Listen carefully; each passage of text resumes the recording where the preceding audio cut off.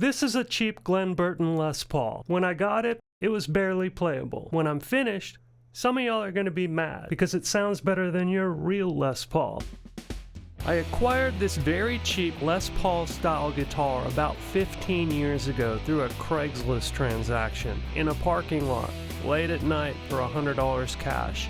I don't see them come up anymore, but for a while there these were pretty popular among the low-end guitar aficionados. This guitar could have been had brand new for about $250 shipped at the time I bought this one. As luck would have it, my luck changed immediately after buying this one, and I was able to afford better gear. So this one went into a closet, never to be seen again. Until now. The recent availability of quality guitar parts at ridiculously affordable prices planted this idea in my head.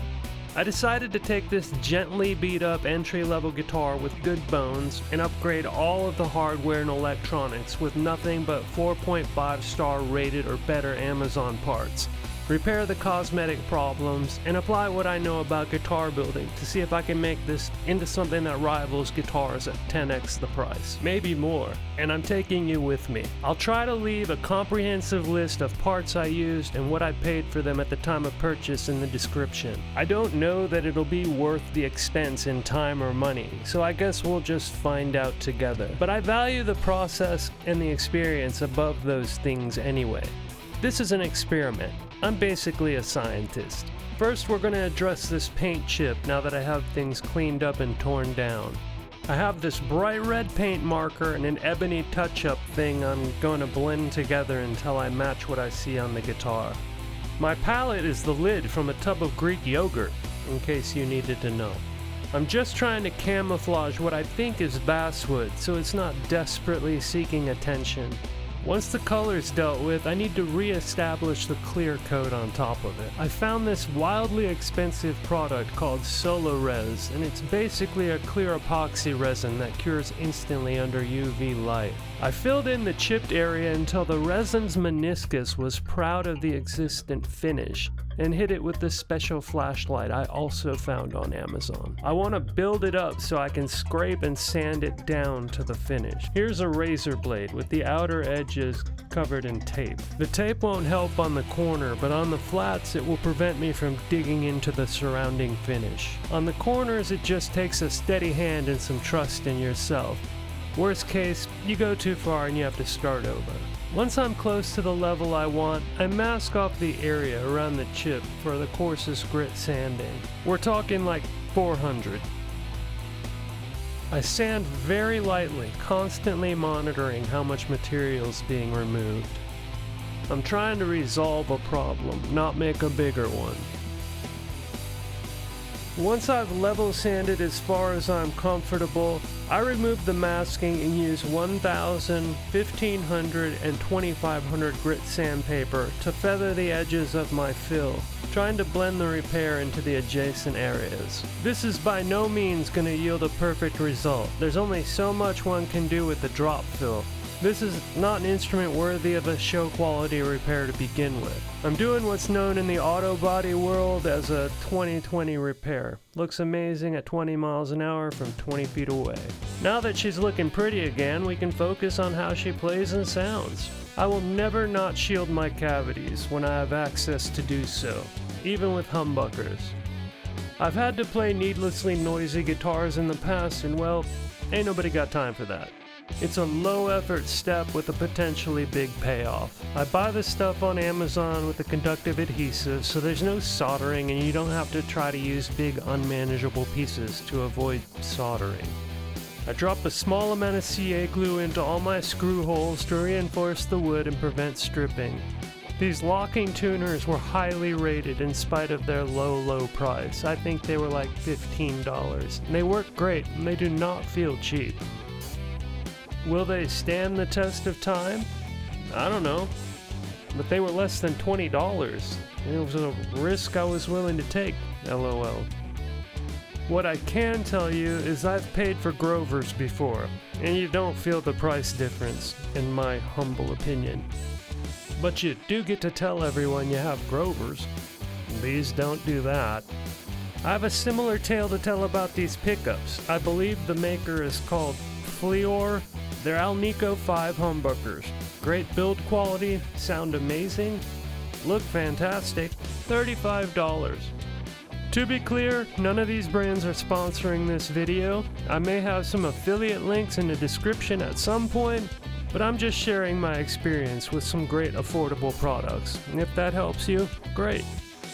The pots I'm installing are on a pre-wired harness made by a company called DoPro. My limited research has me believing that these are the actual components that go out in all the Epiphone production models.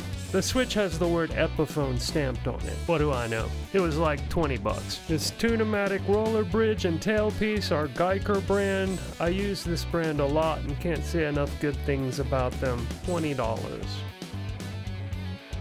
I had to change out the anchors for the bridge, but the tailpiece posts were a direct replacement, so I just left the old ones in there. Don't tell anybody.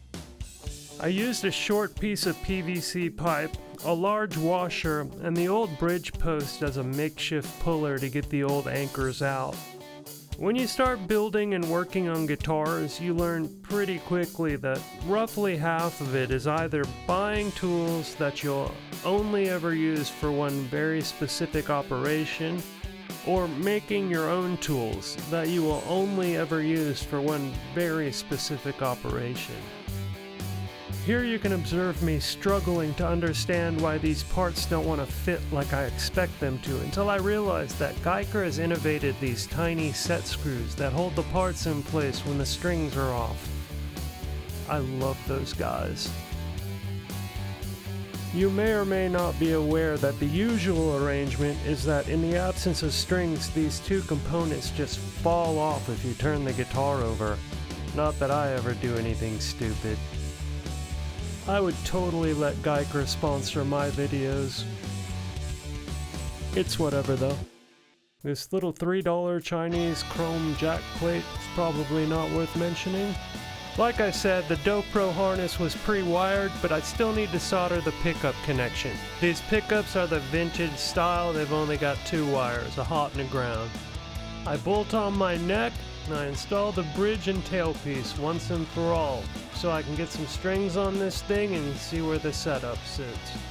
To the best of my knowledge, this guitar has never been set up since leaving the factory, so it will be interesting to see what my starting point is. I eyeball things like bridge and tailpiece height while doing the assembly, but I know nothing of neck relief under string tension or nut slot depth. These are my favorite strings. Been playing on them for 10 years. Ernie Ball Super Slinky. Also not a sponsor.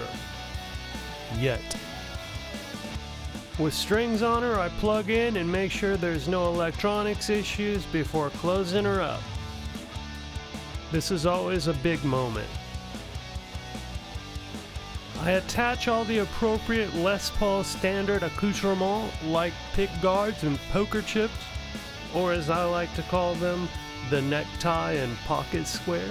And although I haven't stood up to play, and as long as I've been playing on Ernie Ball Super Slinkies, no guitar of mine is complete without strap locks. I used one of my ultra cheap fret rockers to check the whole board for high frets and miraculously discovered nary a one. No Stumac fret rocker for me, unless they want to sponsor me.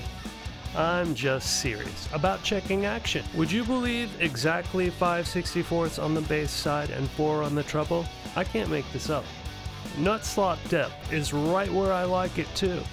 At this point, I would not be surprised if the hecking thing had intoned itself. It did not, and that's okay. I do not mind setting intonation on a guitar with a properly located bridge. The frets are all like new and beautifully crowned, a little smaller than I like because I'm a jumbo fret guy when I have my say, but I'm not refretting a neck with brand new frets. I'm not a sociopath. If you enjoy watching me do this type of thing, it'd be amazing if you'd like, subscribe, comment, and share. This fretboard is absolutely parched. Thirsty AF, as the kids say. I'm using a Q-tip to rub in some regular food-grade mineral oil. That's all the oil component of lemon oil or any other fretboard conditioner is anyway, and I got a gallon of it on Amazon.